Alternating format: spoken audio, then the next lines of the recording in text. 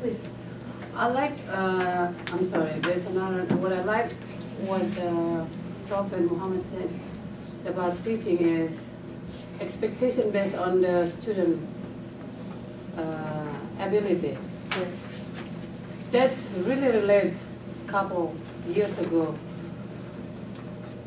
I have the theory, I think Piaget or the, from the psychologist people, I mean the educational psychology, it's really late. How the correct curriculum now is based on need assessment of the student. I feel like I want to touch the student heart. So they love to come.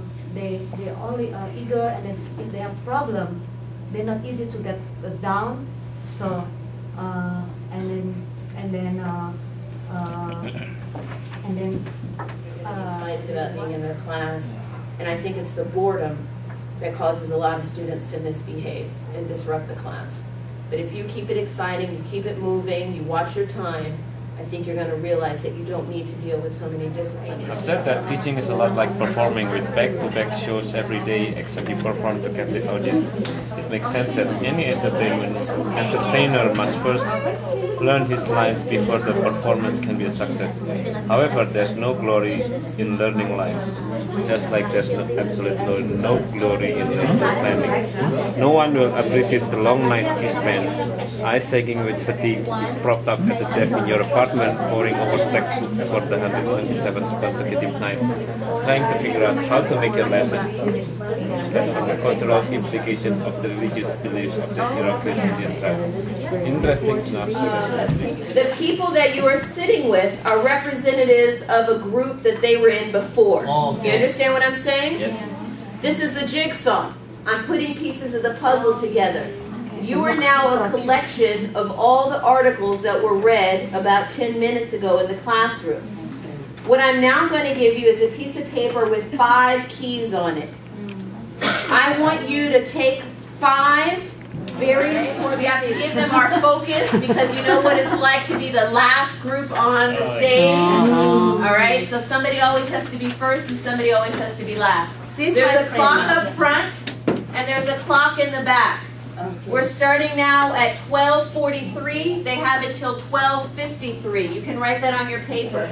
This lesson should be concluded by 12:53. 12:53. Yes, sir. We're ready when you are. Okay. Bismillahirrahmanirrahim. Assalamualaikum warahmatullahi wabarakatuh. Waalaikumsalam warahmatullahi wabarakatuh.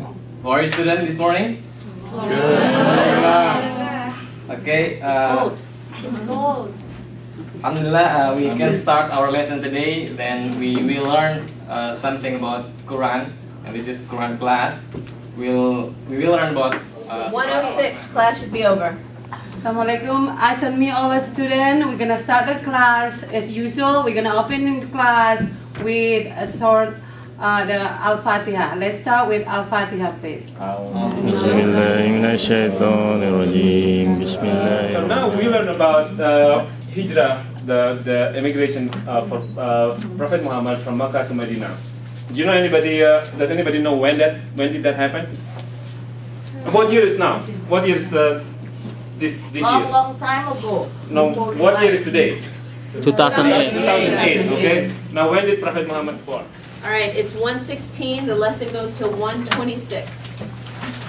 Assalamualaikum everybody. Waalaikumsalam. Alhamdulillah. Did anybody get a chance to have breakfast this morning? No. Yes. I had breakfast. Oh, that's good. Alhamdulillah. What do you have? Pancakes. Wow. Oh, wow. Okay, let's start the class with Surat Al-Fatihah together.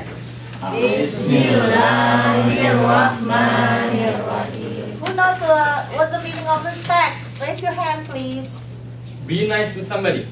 Be nice to somebody. Good. Who's really important? We have to be nice. You know that how's your mother carrying you in your tummy and then delivering you with pain. So we have to take care of him. Even you live with your uncle, and then your dad support you with your he has to work hard to make you happy with your toy and then your school getting better. So you are all very good. You know know exactly how you respect, like listen to your parents, obey to your parents. So everyone, if I ask you the question, if the answer yes, clap your hand twice. If the answer no, just clap one no. So everybody, do you love your parents, kids? Yes. Do you listen to your parents? Do you help your parents? I'll teach you a thing about love to your parents. You know the thing, I love you. Like you a know brother? that song? No. You know that song? Can you stand up? No. Clap your hands. Belum. No. Okay, one, two, three. I love you, you love me, we are happy That's family. how we act. What they. You know Good point.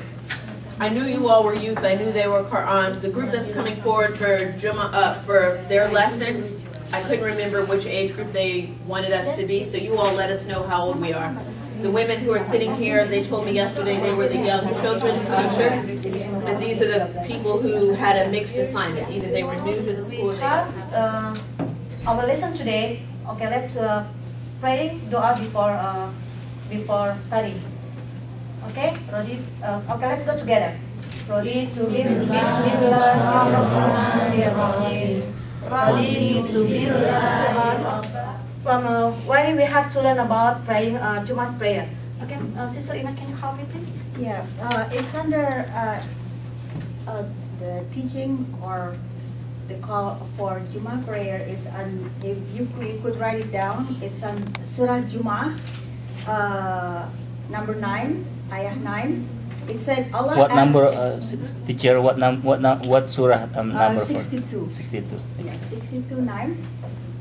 The translation is in Indonesian, but I'll read it in English. We're going to present teaching method simulation for a class with student with age of 5 to 7.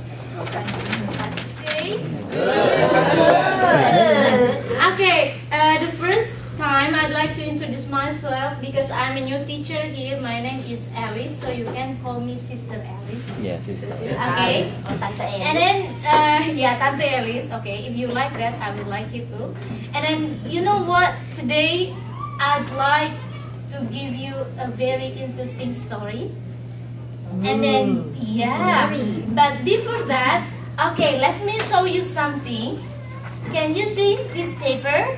Yeah. Okay, can somebody read this? It affects their ability to listen. Because if he's just focusing on the, he said it again, he said it again, he said it again, he's not even listening to your lesson on immigration. He's so focused on the mistakes. It is true, it is part of our personality and how comfortable we are speaking in front of others, but we have to follow the needs of our listeners. So it's a goal. We're striving for a goal, right? So if you know that you say the a lot, then you try and give yourself another filler, a silent filler that you can do. You squeeze your toe a little harder in your shoe. You pinch your finger to your hand. Just when you can't think of the word that you need to do something that's silent, you abuse, that's the word I'm thinking of. You know, something that's less distracting, and then your listeners can focus on what you're saying. You know, but that gets into public speaking skills, inshallah. But give them some more feedback. What do you think about their teaching? Well, introduce the partners, not just say the assistant, just we are the partners. So not like make the others. Oh, okay, good. Yeah. They're all co-teachers. They're not the assistant. Yeah. Assistant. Yeah. And I know that you all do assistant teaching in your school. Yeah. You may consider calling it co-teaching. Yeah. I mean, you'll notice the children will treat the assistant teacher like something a little bit above dirt. You know, you have to listen to the teacher, but the assistant she's not even because we have main teacher and then what teacher? Assistant. Co-teacher. Yeah. We'll make sure. I mean, you want the children to respect both adults in the classroom. One is not less than the other. One may have more skill than the other, or more ability teaching than the other, but in front of the children, they both need to be respected. Any other comments for this group? One more, how to handle the children like that.